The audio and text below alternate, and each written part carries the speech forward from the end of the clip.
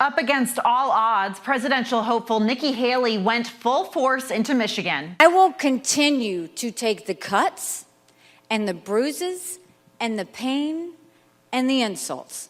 All I ask is that you stand with me as I do it, and that you be just as loud, not just in Michigan, but after Michigan, and take that voice all the way to the Super Tuesday states because it matters. But it wasn't enough to make a dent. Trump swept the state with a dominating 68% of the vote.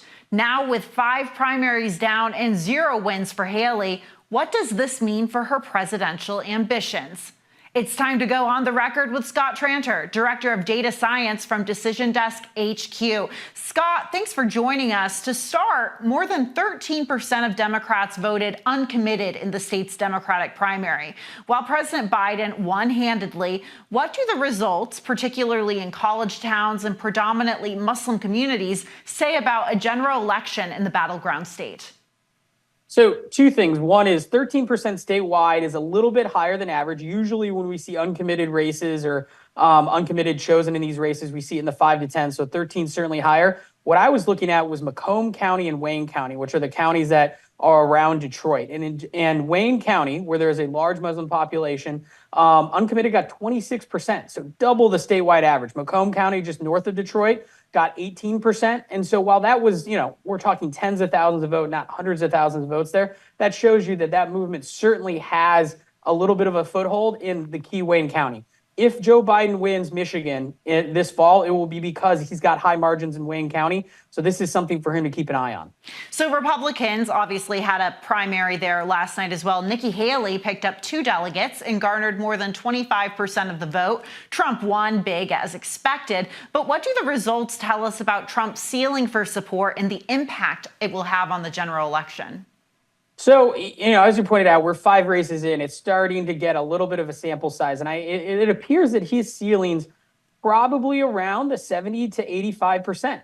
And we're going to get a pretty big sample here in less than a week when we do Super Tuesday. But he seems to be consistently being able to get 70 to 85% of the vote. Nikki Haley seems to be able to pull, at least strip away 15 to 25% of the vote.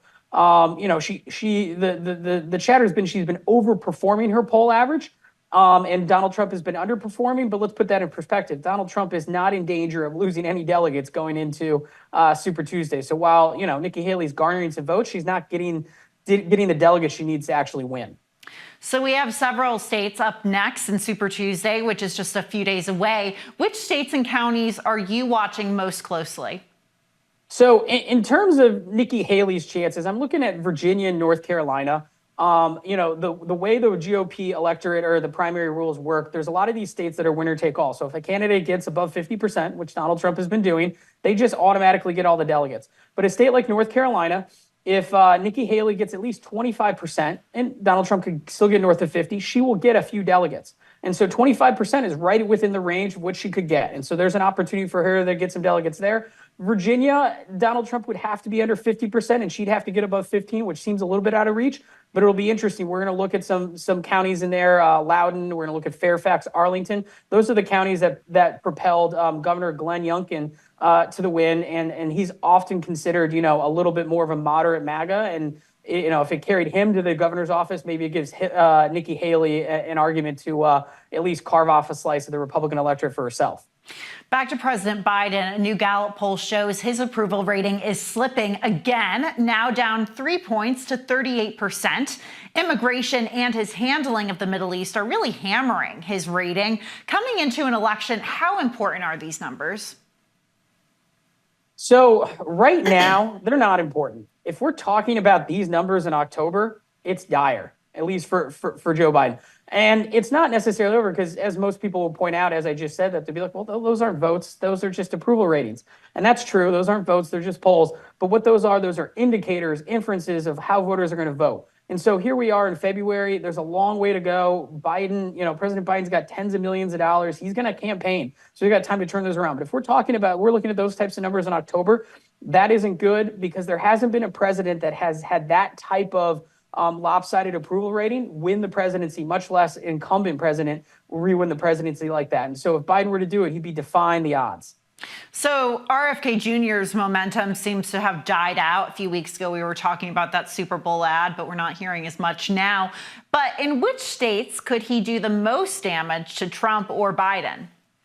So it's interesting. I'm glad you brought this up. This was a not very noticeable news thing this morning, but his super PAC, which can't coordinate with his campaign, announced this morning that they have enough signatures to get on the ballot in Georgia and Arizona, which means he's going to be on the ballot and he can actually get votes. What this tells us is that he may not get in all 50 states, but he's able to get on the ballot. He's got enough money and organization to get on some of these states that are going to matter electorally. Georgia and Arizona are going to be battleground states this fall. And guess what? Pennsylvania and Michigan, also battleground states. Those signature numbers are not too much farther than Georgia and Arizona, and he's done it once there.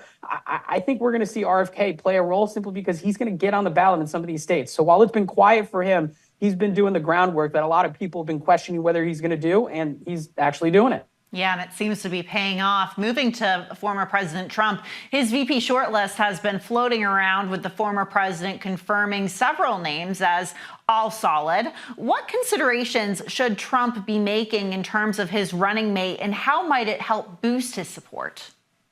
So there's the considerations that us pundits and political experts think you should make, and then there's Donald Trump, right? Like, he doesn't necessarily go the normal way. This is perfect for him. He's going to tease it out. He's going to say they're all solid. He's going to say they're all good. You know, if you look at some of these acceptance speeches afterwards, he lets everyone speak a little bit. It's almost like a tryout. I think he's going to pick the one that makes him look the best. That may not help him electorally the best in some of these states or fundraise the best, but if past is prologue with him, he's going to pick the one that makes him look the best. And that's kind of what you're seeing with the Elise Stefanik's, the Tim Scotts, the J.D. Vances. You know, they're more worried about propping him up, and that seems to be the route for him. And I think that's probably what he's going to decide on. Certainly a lot of names in the mix, and we'll be looking out for who he chooses. Scott Tranter, as always, thank you. Thanks for having me. Biden may be trailing Trump in the polls, but when it comes to cashing in on campaign funding, Biden's definitely a step ahead. The Hill staff writer Rafael Bernal is on the campaign fund trail and is breaking down the numbers. President Biden and former President Trump are both raking in campaign funds, but Biden's war chest is almost twice as big as Trump's. Federal Election Commission filings show Biden's campaign had raised $91 million by the end of January and had $55 million available. Trump's campaign raised $85 million, but only has $30 million left. There's a simple reason why. Trump is spending much more cash. For one, Biden didn't really have a realistic primary challenge to contend with, and Trump kind of did or does. Well, anyway, Trump has mounting legal expenses that are draining his campaign resources. In 2023, Trump's political group spent $50 million on lawyers. In January, Trump's leadership PAC, Save America, spent almost $5 million in legal fees, mostly funded by his super PAC, Make America Great Again Incorporated. And this is where it gets complicated. The FEC numbers, Biden's $55 million and Trump's $33 million, they only account for their campaigns. If you add the Democratic National Committee and other associated campaigns committees, Biden has closer to $130 million available. And Trump can't raise money with the Republican National Committee until he wins the nomination, so there's no apples to apples comparison there. Trump's main fundraising arm, the Trump Save America Joint Fundraising Committee, won't report its income to the FEC until April.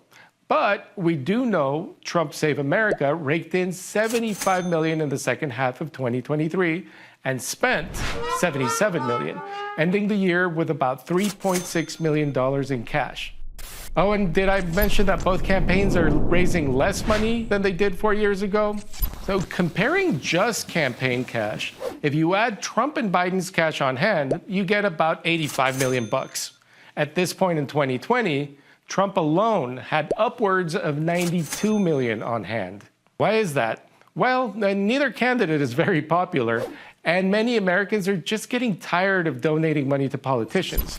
Political groups are also funneling much more money through super PACs and other fundraising committees. And in Trump's case, he might not have a real primary challenge, but Nikki Haley is raising a lot of money that could have gone to Trump. In January alone, she racked up $16.5 million. That's it for What's America Thinking. Come back next week. Be sure to like, share, and subscribe to the Hill's YouTube channel. And we want to hear from you. Leave your comments and let us know what's on your mind.